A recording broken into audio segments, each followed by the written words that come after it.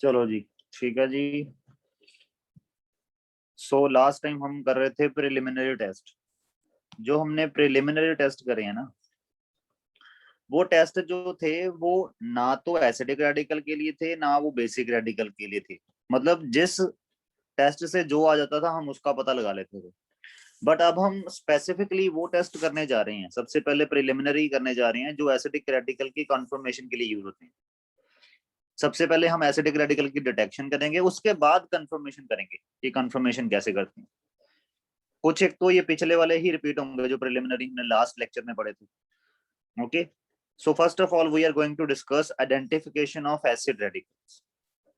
ठीक है, acid radical क्या होते हैं? जैसे मैंने आपको बताया था कि जो एनायन होता है, ठीक है, वो सॉल्ट फॉर्मेशन के दौरान एसिड से आता है ना सॉल्ट में।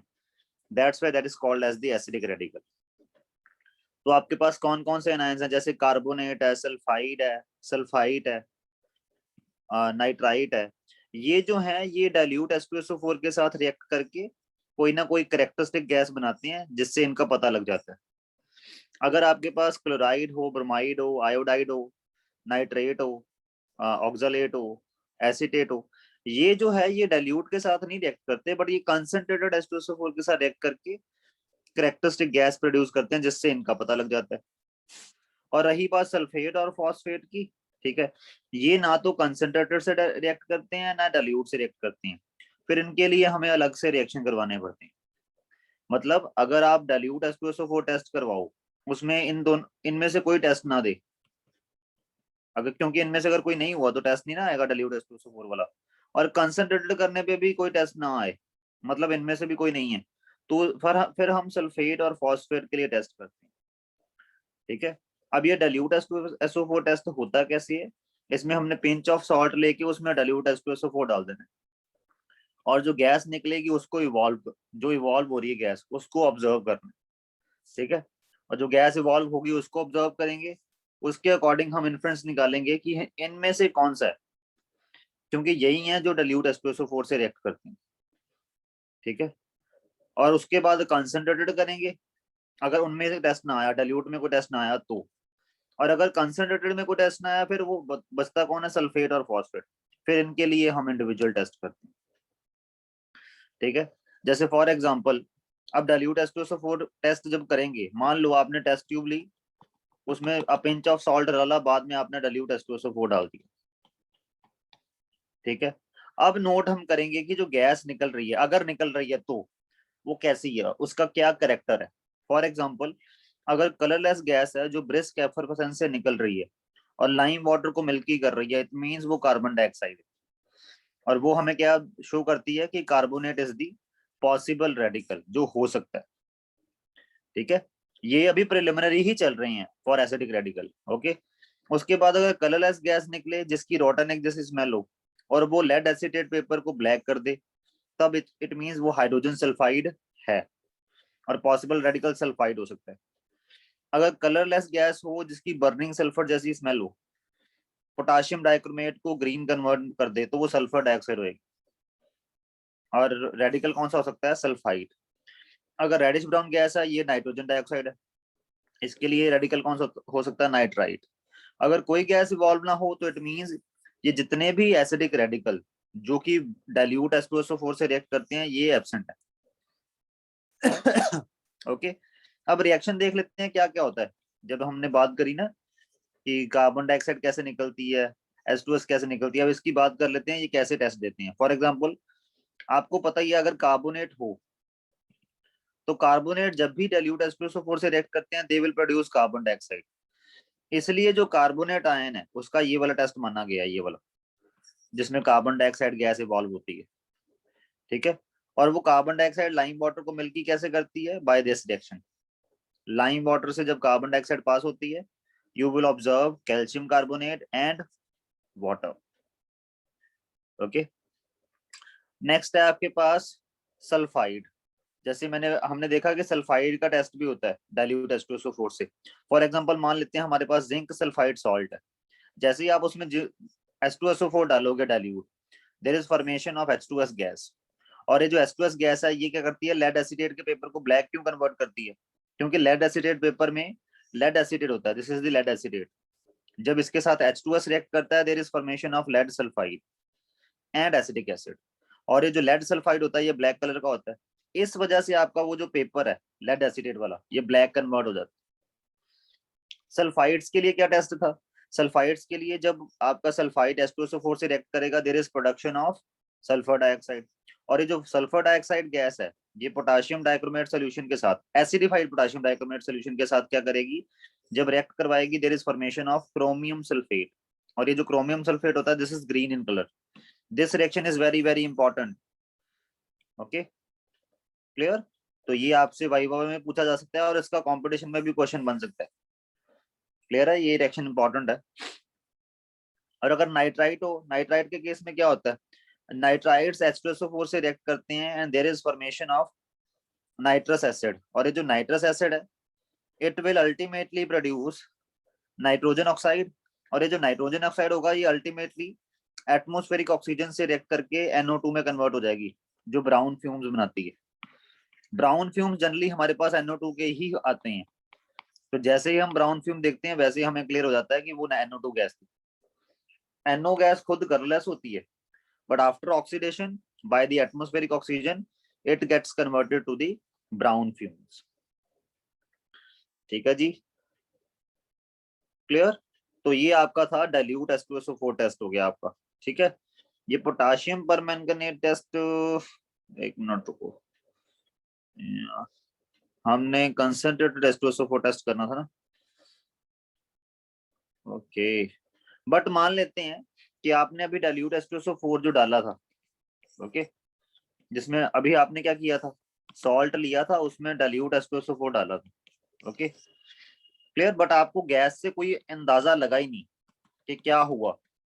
मतलब ये जो वीक वाले हैं, ये जो आने थे ये वाले डाइल्यूट सल्फ्यूरिक एसिड टेस्ट में, ये जो टेस्ट इनके आते हैं ना टेस्ट, इनके टेस्ट जो आने थे वो नहीं आए। इट मींस इनमें से कोई भी नहीं है आपके सॉल्ट में। तब हम क्या करेंगे, तब हम फर्दर उसी को यूज करके थोड़ा बहुत इनका भी पता लगा सकते हैं। जरूरी नहीं कि उसके लिए आपको कंसंट्रेटेड H2SO4 टेस्ट करना ही है। कंसंट्रेटेड H2SO4 टेस्ट है बट वो पोटाशियम परमैंगनेट की भी आप हेल्प ले सकते हो थोड़ी सी। ओके, जैसे उसी डाइल्यूट H2, जैसे आपने पिंच ऑफ सॉल्ट दिया उसमें डाइल्यूट H2SO4 डाला था, उसी में अब आपने क्या करना है, क्योंकि कुछ आया तो है नहीं टेस्ट, उसी में आपने थोड़ा सा पोटाशियम परमैंगनेट का सोल्यूशन डाल देना। उससे आपको थोड़ी सी ना इन्फ्लुएंस मिल सकती है इनकी। फॉर एग्जाम्पल, अगर आपका पोटाशियम परमैंगनेट, सॉरी पहले यहां से शुरू करते हैं। पोटाशियम परमैंगनेट जो है वो डीकलराइज हो गया विदाउट इवॉल्विंग एनी गैस, तो इट मींस Fe+2 का सॉल्ट प्रेजेंट था। ठीक है, क्योंकि आपको याद होगा पोटाशियम परमैंगनेट Fe+2 को ऑक्सीडाइज कर देता है ना Fe+3 में, और खुद जो है ये Mn+2 बन जाता है। पोटाशियम परमैंगनेट का कलर होता है पर्पल, बट Mn+2 का कलर कोई होता ही नहीं है। Okay clear? उस वजह से क्या होता है, वो डीकलराइज हो जाता है सोल्यूशन। तो उसका इन्फ्रेंस ये निकल सकता है कि Fe+2 का कोई सॉल्ट प्रेजेंट है।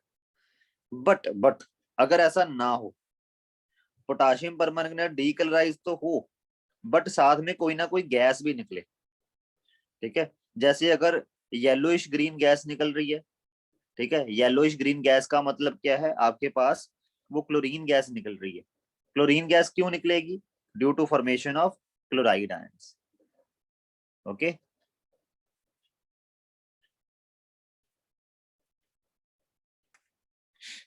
तो अगर कलरलेस गैस, कलरलेस नहीं सॉरी येलोइश ब्राउन गैस हो, सॉरी येलोइश ग्रीन, हालांकि ये कलरलेस ही अपीयर होती है, अगर पोटाशियम परमैंगनेट डीकलराइज हो रहा है प्लस साथ में गैस भी इवॉल्व हो रही है जो कि येलोइश ग्रीन है, वो क्लोरीन की वजह Cl2 है, it means chloride ion present है। अगर ब्राउन गैस इवॉल्व, ब्राउन नहीं सॉरी ऑरेंज गैस इवॉल्व हो रही है, इट मींस वो ब्रोमीन है, तो उसका मतलब है ब्रोमाइड आयन प्रेजेंट था आपके सॉल्ट में। अगर आपके पास वायलेट कलर के जो वेपर्स हैं वो निकल रहे हैं सब्लिमेट्स, तो इट मींस आपका आयोडाइड आयन प्रेजेंट था सॉल्ट। ठीक है, और भी देख लेते हैं, और भी आता है। अगर आपके पास ये है कि अगर आपने जैसे ही क्या किया था, आपने सॉल्ट लिया था उसमें डाइल्यूट H2SO4 डाला, कुछ नहीं हुआ था, तो वो पीछे वाले जो डाइल्यूट H2SO4 वाले थे वो एब्सेंट है। ठीक है, उसके बाद आपने इसमें KMnO4 डाल दिया था ठंडा ही, इसको कोई गर्म गुरम नहीं किया। अगर ऐसा करने पे इनमें से कुछ होता है फिर तो ठीक है, बट अगर ठंडा KMnO4 डालने पे कुछ नहीं हुआ, बट इसको जब थोड़ा सा हीट करते हैं डालने के बाद, तब आपके पास डीकलराइजेशन हो, ठीक है, और आपके पास कार्बन डाइऑक्साइड गैस निकले, इट मींस वो ऑक्सलेट आयन इज प्रेजेंट, तो ऑक्सलेट आयन प्रेजेंट। और अगर KMnO4 डीकलराइज ही ना हो तो इट मींस इनमें से भी कोई प्रेजेंट नहीं है। ओके, अब इसके केस में देख लेते हैं क्या रिएक्शन होती है, क्या रिएक्शन हो रही है। देखो जो KMnO4 है H2SO4 की प्रेजेंस में वो एज ऑक्सीडाइजिंग एजेंट एक्ट क्यों करता है, क्योंकि वो नेसेंट ऑक्सीजन प्रोड्यूस करता है। ओके, देखो Mn+2 का सॉल्ट बन रहा है, K2SO4 बन रहा है, 3 वाटर बन रहे हैं, और साथ में 5 नेसेंट ऑक्सीजन बन रहे हैं। इन्हीं नेसेंट ऑक्सीजन की वजह से होती है ऑक्सीडेशन, ठीक है। अब अगर आपका फेरस सॉल्ट हुआ जिसमें Fe+2 प्रेजेंट हुआ, ये नेसेंट ऑक्सीजन उसको ऑक्सीडाइज कर देगी। जैसे मान लो आपके पास फेरस सल्फेट था, तो वो फेरिक सल्फेट में कन्वर्ट हो गया ना बाय ऑक्सीडेशन। Okay, clear. अगर क्लोराइड हुआ, जैसे ये सोडियम क्लोराइड है, तो सोडियम क्लोराइड पहले H2SO4 से रिएक्ट किया, there is production of HCl, और HCl की ऑक्सीडेशन हो जाएगी किसकी वजह से, नेसेंट ऑक्सीजन की वजह से, and there is production of Cl2 gas. Similarly अगर HBr बना, जो कि अगर ब्रोमाइड आयन होगा तो बनेगा, तो HBr की जब ऑक्सीडेशन हो जाएगी, there is production of Br2 gas. Similarly अगर आपके पास आयोडाइड का हाइड्रोजन आयोडाइड बना, उसकी जब ऑक्सीडेशन होगी, there will be production of I2 gas. ठीक, अगर ऑक्सलेट का कोई सॉल्ट हुआ तो उससे बनेगा ऑक्सैलिक एसिड, और ऑक्सैलिक एसिड की जब ऑक्सीडेशन होती है, there is production of water and carbon dioxide. Carbon dioxide के लिए टेस्ट आपको पता ही है, लाइम वाटर को कर देगा मिल्की, ठीक है।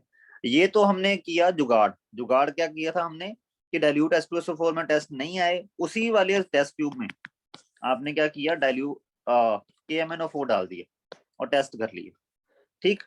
बट मान लेते हैं कि आपने नहीं, आपने बोला कि मैंने KMnO4 टेस्ट नहीं करना था, मैंने तो इससे नेक्स्ट उसके बाद उस सोल्यूशन को फेंक देना था, उसके बाद दोबारा से एक फ्रेश टेस्ट ट्यूब लेके उसमें सॉल्ट लेना था और उसमें अब कंसंट्रेटेड H2SO4 डालूंगा। ओके, जो नेक्स्ट स्टेप होता है, तो उससे भी आप पता लगा सकते हो वो वाले रेडिकल जो कंसंट्रेटेड H2SO4 के केस में टेस्ट देते हैं। Okay, for example concentrated H2SO4 के में कौन कौन से टेस्ट आते हैं, जैसे ही आपने पिंच ऑफ सॉल्ट लिया और उसमें कंसंट्रेटेड H2SO4 डाला, अगर ऐसी गैस निकल रही है, colourless gas with pungent smell, and this gas gives white fumes with the ammonia, आपने क्या किया, एक ग्लास रॉड ली, उसको अमोनिया के सोल्यूशन में डिप कर लिया, तो इस ग्लास रॉड के ऊपर अमोनिया लग चुका है, और जैसे ही वो रिएक्शन हो रही थी जिसमें सॉल्ट में आपने कंसंट्रेटेड H2SO4 डाला था, जैसे ही उसके ऊपर ये ग्लास रॉड जो कि अमोनिया से डिप्ड है आप लेके जाओगे, तो इसके अराउंड व्हाइट फ्यूम्स बनने शुरू हो जाएंगे। एक्चुअल में वो व्हाइट फ्यूम्स क्यों बनते हैं, क्योंकि अमोनिया प्लस HCl रिएक्ट करके क्या बनाते हैं, अमोनियम क्लोराइड। ये अमोनियम क्लोराइड व्हाइट फ्यूम्स की फॉर्म में अपेयर होते हैं, ठीक है, क्लियर। और ये जो अमोनियम क्लोराइड के व्हाइट फ्यूम्स हैं, अगर आप इसमें AgNO3 डाल दोगे, मान लो आपने अमोनियम क्लोराइड किसी तरीके से इकट्ठा कर लिया, उसमें AgNO3 डाल दिया, there is production of AgCl, जो कि प्रेसिपिटेट आउट हो जाएगा, and white pipette is with AgNO3 solutions. Okay, इसका मतलब क्या है, the gas evolved was the Cl। चलो रिएक्शन क्या हो रहे हैं वो बात की बात है, पहले इनको देख लेते हैं। अगर रेडिश ब्राउन वेपर निकले विद पंजेंट स्मेल, जो स्टार्च पेपर को येलो कर दें, और it does not turn ferrous sulphate solution black, और फेरस सल्फेट सॉल्यूशन को ब्लैक ना करें, तो मतलब वो ब्रोमीन है, ठीक है। अगर डीप वायलेट कलर के वेपर्स निकले, ओके, और स्टार्च पेपर को ब्लू कर दें, ठीक, और आपके जो टेस्ट ट्यूब है उसकी साइड्स पे सब्लिमेट भी बन जाए, सब्लिमेट का मतलब यहाँ पे सॉलिड डिपॉजिट होना शुरू हो जाए, तो इट मींस वो आयोडीन के वेपर हैं, तो इसका मतलब क्या होता है, आयोडाइड आयन था सॉल्ट में। अगर रेडिश ब्राउन गैस निकले विद पंजेंट स्मेल, जो फेरस सल्फेट सॉल्यूशन को ब्लैक कलर का कर दे, इट मींस नाइट्रोजन डाइऑक्साइड है, और ये जो नाइट्रोजन डाइऑक्साइड है वो नाइट्रेट के कारण बना है, क्योंकि अगर आपके सॉल्ट में नाइट्राइट होता वो डाइल्यूट H2SO4 में ही टेस्ट दे देता, क्योंकि देखा है ना हमने यहाँ पे, एक मिनट रुको, ये देखा था ना कि अगर नाइट्राइट हो वो डाइल्यूट H2SO4 की प्रेजेंस में ही NO2 दे देता है। ओके, बट अगर नाइट्रेट हो आपके पास, उसके लिए उसमें से नाइट्रोजन डाइऑक्साइड निकालने के लिए आपको कंसंट्रेटेड H2SO4 लगता है। अगर कलरलेस गैस निकल रही है जो लाइम वाटर को मिल्की कर रही है, ओके, तो इट मींस वो कार्बन डाइऑक्साइड हो सकती है। और कई बार इनकम्प्लीट कंबशन हो रही होती है, ठीक है, उसका मतलब क्या है कि अगर इनकम्प्लीट कंबशन है तो कार्बन मोनोऑक्साइड बन रही होगी। तो ये वाली जो कार्बन मोनोऑक्साइड है, जब इसको जलाओगे तो ये ब्लू फ्लेम से जलेगी ना। Okay, clear. ओके, हालांकि आपको ये जलाने वाला एक्सपेरिमेंट नहीं करना पड़ता, आप सिर्फ यहीं से पता लगा लेते हो कि लाइम वाटर मिल्की हो गया, इट मींस कार्बन डाइऑक्साइड निकल रहा है, तो वो ऑक्सालेट होगा। Colourless vapours with smell of vinegar, vinegar की स्मेल कहां से आएगी, जिसमें एसिटेट आयन हो। ओके, और वो जो वेपर्स हैं एसिटेट आयन जो है वो एसिडिक होंगे, ठीक है, वो क्या करेंगे, ब्लू लिटमस को रेड भी कर देंगे। और अगर कोई गैस ना निकले तो ये वाले जितने भी आपके कंसंट्रेटेड के केस में आ सकते थे वो सारे ही एब्सेंट।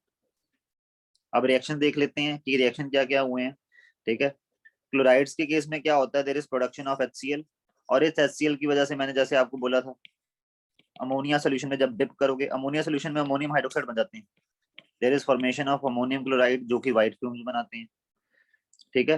ब्रोमाइड्स के केस में क्या होता है, ब्रोमाइड्स के केस में there is production of HBr, HBr further H2SO4 से रिएक्ट करता है, there is production of Br2, और ये जो Br2 है ये क्या होती है, ये ऑरेंज कलर की गैस होती है, ठीक है। आयोडाइड्स के केस में I2 बनेगा जो कि वायलेट कलर के सब्लिमेट्स होते हैं, नाइट्रेट्स के केस में NO2 बनेगा, ठीक है। एसिटेट्स के केस में आपके पास एसिटिक एसिड बनेगा, जैसे ही आप किसी ऐसे सॉल्ट में जिसमें एसिटेट आयन है H2SO4 डालोगे, there is production of acetic acid जिसकी विनेगर लाइक स्मेल होगी। जिसमें ऑक्सलेट होंगे उसमें H2SO4 डालोगे और साथ में हीट करोगे थोड़ा बहुत, तो आपके पास क्या होगा, there is production of carbon dioxide gas which turns lime water milky. और अगर कार्बन मोनोऑक्साइड के लिए टेस्ट पूछोगे मेरे से, तो कार्बन मोनोऑक्साइड जो है इसकी अभी फर्दर कंबशन हो सकती है ना, क्योंकि ये फर्दर ऑक्सीजन से रिएक्ट करके CO2 बना सकता है, ठीक है। तो इसलिए ये जो है ये गैस जो है बड़ी इजीली जल जाती है with blue flames. Okay, clear. और अगर आपके पास कंसंट्रेटेड H2SO4 में भी कोई टेस्ट नहीं आया, तो मतलब जो आपका रेडिकल है एसिडिक रेडिकल वो सल्फेट होगा या तो फॉस्फेट होगा। अगर सल्फेट हुआ तो उसकी डिटेक्शन कैसे करनी है, आपने क्या किया, आपने सॉल्ट लेना है एक टेस्ट ट्यूब में, उसमें थोड़ा सा डाइल्यूट HCl डाल देना है, ओके, उसमें थोड़ा सा डाइल्यूट HCl डाल के थोड़ा सा हीट भी करना है आप, मतलब उसको, ये जो सॉल्ट है उसको डाइल्यूट H2SO4 में डिसॉल्व करना है, ठीक। डिसॉल्व होने के बाद जो सोल्यूशन बनेगा, ओके, उसमें आपने बेरियम क्लोराइड डालना है, और बेरियम क्लोराइड डालते सारी अगर व्हाइट प्रेसिपिटेट बन गए तो वो व्हाइट प्रेसिपिटेट बेरियम सल्फेट की होते हैं। आपको याद है ना, हम पढ़ते होते थे, क्या पढ़ते होते थे कि आपके पास सल्फेट आयन जो होते हैं, जैसे आपके पास सल्फ्यूरिक एसिड है, सल्फ्यूरिक एसिड में सल्फेट आयन है, जैसे उसमें बेरियम क्लोराइड डालोगे there is production of barium sulphate, okay, and HCl। और ये बेरियम सल्फेट जो होता है ये वाटर इनसॉल्युबल होता है, तो जैसे ही ये बनेगा ये वैसे ही प्रेसिपिटेट आउट हो जाएगा, ठीक है। और वो व्हाइट प्रेसिपिटेट होते हैं वो HCl में इनसॉल्युबल होते हैं, ठीक है। इसका रिएक्शन लिख ही देता हूँ यहाँ पे, इसमें रिएक्शन क्या होता है, BaCl2 react with sulfate ion to give BaSO4, okay, plus chloride ion निकल जाते हैं। और अगर ये भी ना आए फिर फॉस्फेट है, फॉस्फेट का मतलब क्या है, फॉस्फेट को टेस्ट कैसे करते हैं, आपने क्या करना है, आपने सॉल्ट लेना है उसमें कंसंट्रेटेड HNO2 डाल देना है, थोड़ा सा बॉईल करना है कंटेंट को, उसके बाद इसमें अमोनियम मॉलिब्डेट डाल देना है, अमोनियम मॉलिब्डेट, ठीक है, मॉलिब्डेट, अमोनियम मॉलिब्डेट का फॉर्मूला ये रहा, this is the formula of ammonium मॉलिब्डेट, उसमें आपने अमोनियम मॉलिब्डेट डाल देना, ठीक है।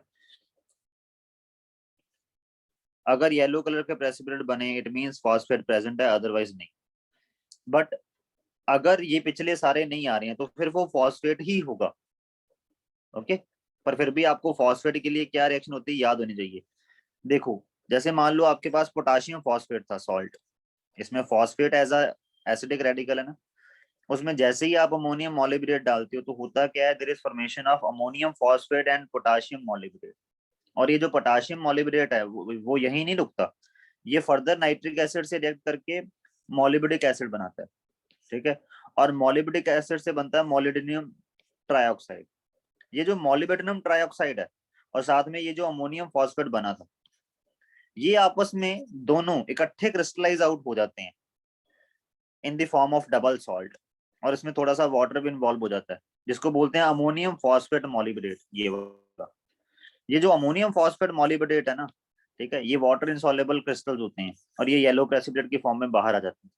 जैसे आपको पूछा जा सकता है कि टेस्ट में बनता क्या है, आपको पता होना चाहिए डबल सॉल्ट है, ये कौन सा डबल सॉल्ट है, अमोनियम फॉस्फेट और मॉलिब्डेनम ट्राइऑक्साइड का डबल सॉल्ट है जो बनता है येलो प्रेसिपिटेट की फॉर्म में during the detection of phosphate ions, ठीक है। ये जो अमोनियम फॉस्फेट है ये कहाँ पे बना था, ये आपका अमोनियम फॉस्फेट बना था आपका सॉल्ट जिसमें फॉस्फेट था, उसका रिएक्शन जब हुआ था अमोनियम मॉलिब्डेट से, तब बना था आपका अमोनियम फॉस्फेट। और ये जो मॉलिब्डेनम ट्राइऑक्साइड है ये कहाँ से बना है, मॉलिब्डेनम ट्राइऑक्साइड बना है, ये जो पोटाशियम मॉलिब्डेट बना था इससे बना था मॉलिब्डिक एसिड, ठीक है। और ये जो मॉलिब्डिक एसिड है वो फर्दर डिकम्पोज होके क्या बनाया था, मॉलिब्डेनम ट्राइऑक्साइड, ठीक है। मतलब ऑन दी होल बनता क्या है ये आपको पता होना चाहिए, इंपॉर्टेंट है ये चीज, ठीक है। अब ये थे preliminary test for the acidic radical, ठीक है। अब हमने करने हैं वेट टेस्ट, ठीक है। और इसमें वेट टेस्ट में क्या होता है, एसिडिक रेडिकल कंफर्म हो जाता है, मतलब ये करने के बाद हालांकि हम कंफर्म यहीं पे हो जाते हैं, ठीक है, पर फिर भी हम कंफर्मेशन करने के लिए जैसे हमें लगा कि नाइट्रेट है, तो हम फिर क्या करेंगे, नाइट्रेट के लिए 2-4 टेस्ट और करवा के देखेंगे जो सिर्फ नाइट्रेट ही देता है, ओके। तो हमें कंफर्मेशन करनी होती है, ठीक है। ऐसे ही हमें बेसिक रेडिकल के लिए भी कंफर्मेशन करनी होती है, ठीक है। और वेट टेस्ट है तो ऑब्वियस है थोड़ा बहुत वाटर वगैरह या सॉल्यूशन इन्वॉल्व होंगे, तो इसलिए हम क्या करते हैं, हम सबसे पहले यहां से इंडिकेट हो रहा है, हम सबसे पहले क्या करेंगे, सॉल्ट का सॉल्यूशन बनाएंगे, preparation of solution of the salt for wet test और एसिडिक रेडिकल डिटेक्शन। तो हम क्या करते हैं, हम या तो बनाते हैं वाटर एक्सट्रैक्ट या बनाते हैं सोडा कार्बोनेट एक्सट्रैक्ट, ठीक है। वाटर एक्सट्रैक्ट कैसे बनता है, ये सिंपल ही है, आपने क्या करना है, सॉल्ट को वाटर से मिक्स करना है और टेस्ट ट्यूब को शेक करना है, अगर डिसॉल्व हो गया सॉल्ट तो आपका जो सॉल्यूशन बन जाएगा that is called as the water extract. अगर थोड़ी बहुत इनसॉल्युबल इंप्योरिटी है तो उसको फिल्टर करके अलग कर लेना, ठीक है, फिल्टर पेपर से, ओके। बट अगर डिसॉल्व नहीं हुआ, अगर डिसॉल्व नहीं हुआ तब पंगा है, तब आपको सोडियम कार्बोनेट एक्सट्रैक्ट बनाना पड़ेगा। This is prepared only if this salt is insoluble in water, ठीक है। और सोडियम कार्बोनेट एक्सट्रैक्ट बनता कैसे है, 1 ग्राम सॉल्ट लेना है, उसमें 2 ग्राम सोडियम कार्बोनेट डाल देना है, बॉईल करना है 10 to 15 मिनट्स के लिए with 20 to 25 ml distilled water in small conical flask, जैसे ये बनाया हुआ है, ठीक है, clear, having a funnel in its mouth. Funnel act as a condenser, funnel जो है कंडेंसर का काम करेगी, सॉल्यूशन का वॉल्यूम नहीं कम होने देगी, वेपर बनेंगे यहाँ पे कंडेंस होके वापस गिर जाएंगे, ठीक है। उसके बाद जब ये ऑब्वियस है अगर ये आपका इंसॉल्युबल सॉल्ट है वो क्या करेगा, वो कार्बोनेट के साथ मिलकर डिसॉल्व कर जाएगा वो वाटर में, ठीक है। तो आपने क्या करना है, ये जो डिसॉल्व कर गया उसके बाद फिल्टर आउट कर लेना है, फिल्टर करने के बाद जो सोल्यूशन बनेगा कूल डाउन करके उसका लेबल लगा देना है आपने सोडियम कार्बोनेट एक्सट्रैक्ट, इसको एससी बोलते हैं, इसको डब्ल्यू बोलते हैं शॉर्ट फॉर्म में, वाटर एक्सट्रैक्ट मतलब डब्ल्यू, सोडा कार्बोनेट एक्सट्रैक्ट मतलब एसई, ठीक है, क्लियर। तो ये हो गया आपके पास। अब देखो होता क्या है एक्चुअल में, जैसे इनसॉल्युबल सॉल्ट जो है उसके लिए हमें सोडा कार्बोनेट एक्सट्रैक्ट ही क्यों बनाना पड़ता है, क्योंकि रिएक्शंस इन्वॉल्व हो जाती है ना। जैसे जो जिंक सल्फाइड है ये इनसॉल्युबल सॉल्ट है, ठीक है, बट जैसे ही जिंक सल्फाइड जो है वो सोडियम कार्बोनेट से रिएक्ट करता है इस अरेंजमेंट में, तो आपके पास क्या बनता है, जिंक कार्बोनेट और सोडियम सल्फाइड, ठीक है। हमने ये सॉल्ट था ना हमारा, इसमें एसिडिक रेडिकल कौन है, सल्फाइड, हमने सल्फाइड की डिटेक्शन करनी है ना। तो जैसे ही सोडियम कार्बोनेट से रिएक्ट करते हैं तो डबल डिस्प्लेसमेंट की वजह से होता क्या है, वो जो एसिडिक रेडिकल जिसको हमने डिटेक्ट करना है सॉल्ट में, उस एसिड रेडिकल का सोडियम के साथ मिलके सॉल्ट बन जाता है, और सोडियम का सॉल्ट तो सॉल्युबल होगा वाटर में, ठीक है, सोल्यूशन में, सॉरी। तो उस सोल्यूशन में एसिड रेडिकल है, कौन सा एसिड रेडिकल है, जो आपके सॉल्ट में, जिस वजह से हम उसका फिर फर्दर टेस्ट कर पाएंगे। ठीक है, और ओके, ये एक एग्जांपल ली हमने कि जैसे जिंक सल्फाइड होता है, वो आपका वाटर सॉल्युबल नहीं होता है, बट जैसे ही सोडा कार्बोनेट एक्सट्रैक्ट हम बनाते हैं, तो जिंक सल्फाइड का जो सल्फाइड है वो सोडियम के साथ जुड़ के सोडियम सल्फाइड बन जाता है और सोल्यूशन में रह जाता है। तो solution, now in this solution there is sodium sulphide, और ये जो सल्फाइड कहाँ से आया है, सॉल्ट से। ठीक है, और आपके सोल्यूशन में सल्फाइड आयन होगा तभी तो आप फर्दर कंफर्मेशन करोगे ना सल्फाइड आयन, अदरवाइज आपका वेट और सोडा एक्सट्रैक्ट से कोई भी एक्सट्रैक्ट ना बना, तो फिर तो आपका जो सॉल्ट है उसका कैसे आयन डिटेक्ट करोगे, ये वाला सल्फाइड आयन, इसकी कंफर्मेशन कैसे करोगे। ओके, उसके लिए फिर आपको वाटर एक्सट्रैक्ट या सोडा एक्सट्रैक्ट बनाना जरूरी है। ओके, सोडा एक्सट्रैक्ट भी बोलते हैं इसको, सोडियम कार्बोनेट एक्सट्रैक्ट भी बोलते हैं। Okay, how to use sodium carbonate extract, इसको यूज कैसे करना है।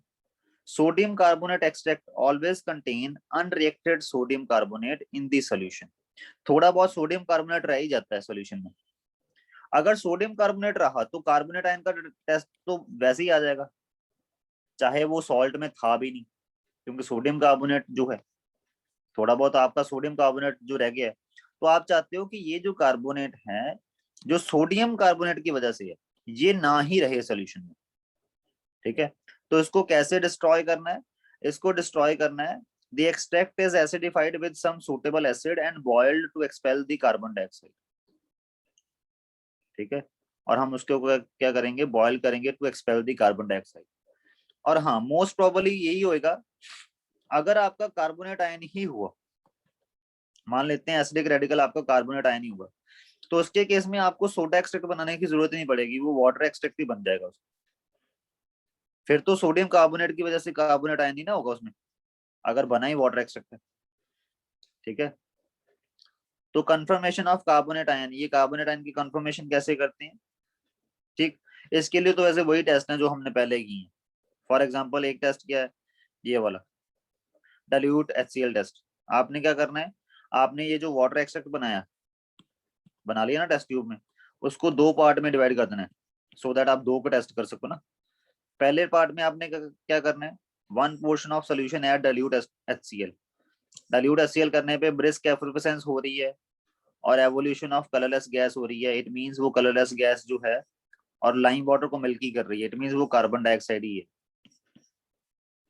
ठीक है, क्लियर। उसके बाद magnesium sulphate test, to the another portion of salt solution add magnesium sulphate solution. अगर ब्राइट प्रेसिपिटेट बन रहे हैं, इट मींस वो किसके हैं, वो मैग्नीशियम कार्बोनेट के हैं, व्हाइट प्रेसिपिटेट। ठीक है, क्योंकि मैग्नीशियम सल्फेट क्या करेगा, कार्बोनेट आयन के साथ रिएक्ट करके there is formation of magnesium carbonate, जो कि वाटर इनसॉल्युबल होता है, तो ये प्रेसिपिटेट आउट हो जाएगा। ठीक है, अगर आपके पास इनसॉल्युबल, ये इनसॉल्युबल कार्बोनेट का भी दिया हुआ, if the salt remain insoluble, the presence of insoluble carbonate is indicated to the salt add dilute HCl। फिर आपने क्या करना है, सॉल्ट में ही डायरेक्ट HCl ऐड करना है, जैसे पीछे किया हमने, H2SO4 ऐड किया, यहाँ पे हम डाइल्यूट HCl ऐड कर रहे हैं। अगर ब्रिस्क एफल्फेसेंस के साथ गैस निकले जो कलरलेस लाइम वाटर को मिल्की कर दे, इट मींस वो गैस कौन सी है, वो कार्बन डाइऑक्साइड गैस। ठीक है, तो इसके केस में हम क्या करते हैं, हम डायरेक्ट सॉल्ट में ही HCl गैस डाल देते हैं, HCl सोल्यूशन डाल देते हैं कंसंट्रेटेड। ओके, अब इसमें रिएक्शन कहाँ थे, रिएक्शन एक मिनट रुको, रिएक्शन, इसके तो रिएक्शन मैंने आपको बता ही दी है। जैसे इसके केस में ये डाइल्यूट HCl डालने पे सॉल्ट सोल्यूशन में, अगर सॉल्युबल सॉल्ट है, तो वो कार्बन डाइऑक्साइड क्यों निकल रही है, बिकॉज ऑफ कार्बोनेट आयन। अगर डायरेक्ट सॉल्ट में HCl डालने पे कार्बन डाइऑक्साइड निकल रही है, तो उसका मतलब भी कार्बोनेट आयन ही है। और मैग्नीशियम सल्फेट के लिए इसका टेस्ट मैंने आपको बता ही दिया कि ये जो मैग्नीशियम सल्फेट है, सोल्यूशन में जो कार्बोनेट आयन होगा, तो उससे रिएक्ट करके क्या बनाएगा, मैग्नीशियम कार्बोनेट और सल्फेट आयन को बाहर निकाल देगा, और ये मैग्नीशियम कार्बोनेट इनसॉल्युबल होता है, तो ये प्रेसिपिटेट आउट हो जाएगा। ठीक है, अगर आपका सल्फाइड आयन है, तो सल्फाइड आयन के केस में क्या होगा, सल्फाइड आयन के केस में आप कौन कौन सा टेस्ट करवाते हो? Sodium nitrochloride test, lead acetate test, ठीक है। ये दो मेन टेस्ट हैं जो बहुत इंपॉर्टेंट है। सोडियम नाइट्रोक्लोराइड टेस्ट में क्या करते हो आप? एक्वस सोल्यूशन लेके उसमें सोडियम नाइट्रोक्लोराइड डाल देते हो। सोडियम नाइट्रोक्लोराइड का फॉर्मूला ये था, हमने कोऑर्डिनेशन कंपाउंड में पढ़ा हुआ है। इसमें ये जो NO है वो NO पॉजिटिव है, NO न्यूट्रल नहीं है, NO पॉजिटिव है, नाइट्रोसोनियम है। Okay, clear. तो आपके पास होता क्या है, जैसे ही सोडियम सल्फाइड, जैसे आपने सल्फाइड लिया, सोडियम सल्फाइड है चाहे नहीं, सल्फाइड आयन होना मेन है। जैसे ही आपने सल्फाइड लिया वैसे ही सोडियम नाइट्रोक्साइड उसके साथ रिएक्ट किया, there is formation of this complex, और ये जो कॉम्प्लेक्स है ये वायलेट कलर का होता है। तो पर्पल कलरेशन जैसे ही आएगी आपको पता लग जाएगा कि आपके सॉल्ट में sulphide ion was there. Okay. Lead acetate test में क्या होता है आपको पता ही है, ये जो लेड एसिटेट वाला जो पेपर वाला टेस्ट किया था उसमें भी ऐसे ही होता है। सल्फाइड आयन जो है वो लेड एसिटेट के साथ रिएक्ट करेंगे, there is formation of lead sulphide, और ये जो है ये ब्लैक कलर के प्रेसिपिटेट बनाते हैं। ओके। उसके बाद एक कैडमियम कार्बोनेट टेस्ट भी होता है, ठीक। To a portion of aqueous solution और सोडियम कार्बोनेट एक्सट्रैक्ट जो भी बना है, अगर सॉल्युबल सॉल्ट है तो एक्वस सॉल्यूशन बना होगा, अगर इनसॉल्युबल सॉल्ट था तो सोडियम कार्बोनेट एक्सट्रैक्ट बना होगा। Add a suspension of cadmium carbonate, आपने कैडमियम कार्बोनेट का सस्पेंशन बना के उसमें डाल देना है। अगर आपने येलो प्रेसिपिटेट आपको दिखे, इट मींस वो कैडमियम सल्फाइड की है, और कैडमियम सल्फाइड तभी बन सकता है अगर आपके सॉल्यूशन में सल्फाइड हुआ। जो सल्फाइड जो है वो कैडमियम के साथ रिएक्ट करके there is formation of cadmium sulphide, ठीक है। तो इस तरह आप कंफर्म कर लोगे there is formation, there is what, there was sulphide ion in the salt as a acid radical.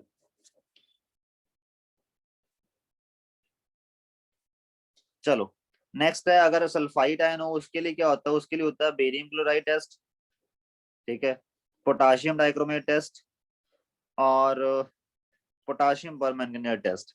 इसमें हम क्या करते हैं, एक्वा सॉल्यूशन लेके उसमें take a portion of aqua solution, और एक्वा सॉल्यूशन ले लो, अगर वाटर एक्सट्रैक्ट बना तो W ही लोगे, अगर सोडा एक्सट्रैक्ट बना तो S ही लोगे, ठीक है। And add barium chloride to it, अगर उसमें बेरियम क्लोराइड डालने पे व्हाइट प्रेसिपिटेट बनेंगे। क्यों बनेंगे? बेरियम क्लोराइड जो है वो सल्फाइड के साथ रिएक्ट करके बेरियम सल्फाइड बनाएगा, और बेरियम सल्फाइड वाटर इनसॉल्युबल होता है, ठीक है। तो इट मींस आपका क्या है, आपका sulphide ion is there. Potassium dichromate test में क्या होगा, आपने वो सोल्यूशन का पार्ट लेके उसमें एसिडिफाइड पोटाशियम डाइक्रोमेट डाल देना है। एसिडिफाइड का मतलब थोड़ा सा H2SO4 भी डालोगे ना, ठीक है। तो होगा क्या, जो आपका पोटाशियम H2SO4 है, सबसे पहले वो सल्फाइड के साथ रिएक्ट करके क्या बनाएगा, सल्फर डाइऑक्साइड गैस बनाएगा, ठीक है। और आपको पता है ये जो सल्फर डाइऑक्साइड गैस है, वेट वेट वेट वेट, ये जो सल्फर डाइऑक्साइड गैस है ये पोटाशियम डाइक्रोमेट सोल्यूशन को, अभी पीछे हमने रिएक्शन किया था ना, सल्फर डाइऑक्साइड जो है वो पोटाशियम डाइक्रोमेट के एसिडिफाइड सोल्यूशन के लिए को किसमें कन्वर्ट कर देती है, ग्रीन में। ओके, यहाँ पे इस रिएक्शन में थोड़ी गड़बड़ दे रखी है, वो पीछे वाला रिएक्शन ही देखना आप, इसको छोड़ दो। जो सल्फर डाइऑक्साइड बने गैस बनेगी, ठीक है, उसमें क्या होगा, उसमें पोटाशियम डाइक्रोमेट जब आप डालोगे, ठीक है, तो उससे क्या होता है, there is formation of chromium sulphate which is green in colour. वैसे ही आपको पता लग जाता है कि वो गैस जो निकली है वो सल्फर डाइऑक्साइड है, और वो क्यों निकली है, due to sulphide ion. Okay. Potassium permanganate test, potassium permanganate solution भी डाल सकते हो एसिडिफाइड करके। क्या होगा, अगर आपके सोल्यूशन में सल्फाइड आयन है तो अगेन सल्फाइड आयन जो है वो सल्फर डाइऑक्साइड प्रोड्यूस करेगा, और सल्फर डाइऑक्साइड है आपके पोटाशियम डाइक्रोमेट के साथ रिएक्ट कर जाएगा, सॉरी, पोटाशियम परमैंगनेट के साथ रिएक्ट कर जाएगी। एक्चुअल में जो आपका पोटाशियम परमैंगनेट है वो सल्फर डाइऑक्साइड को ऑक्सीडाइज कर देता है सल्फर ट्राइऑक्साइड में, और सल्फर ट्राइऑक्साइड अल्टीमेटली वाटर की प्रेजेंस में सल्फ्यूरिक एसिड ही बन जाती है, ठीक है। तो ये जो नेसेंट ऑक्सीजन प्रोड्यूस करता है वो कौन करता है, KMnO4, ठीक है। और जब इसका नेसेंट ऑक्सीजन प्रोड्यूस जो होता है वो यूज होना शुरू हो जाता है, तब क्या होता है, ये रिएक्शन इक्विलिब्रियम जो है वो इसका फॉरवर्ड शिफ्ट कर जाता है, तब आपका अल्टीमेटली सारा का सारा पोटाशियम डाइक्रोमेट खत्म हो जाएगा, ठीक है।